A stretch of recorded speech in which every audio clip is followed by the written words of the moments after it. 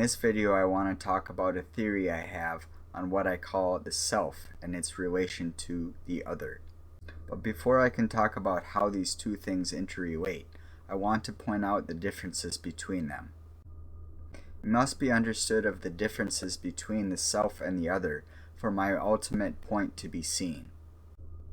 The qualitative and quantitative dynamics of these two entities are altogether opposed as it comes to their relation to each other.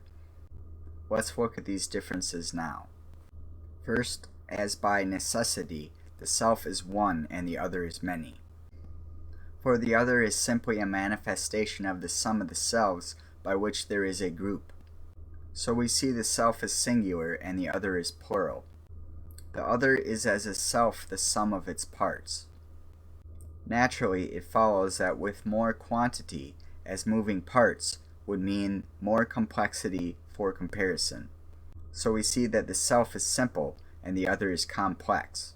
And with the complexity of moving selves in relation to itself, we see that there is work done. And as we can infer, a single entity does less work than a group. So we must see that the self is calm and the other is active in relation to each other. Comparing the bustle and toil of the other, we see that the self is relaxed in comparison to the stimulated other. This point is key in understanding how these two relate to each other. So we can see it like this: the self is first an individual and the other is a group. This leads to the conclusion that the self is simple and the other is complex.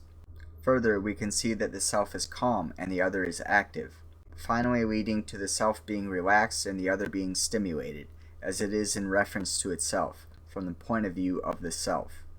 These will be the differences we will be concerned with when talking about how these relate to each other in the next video.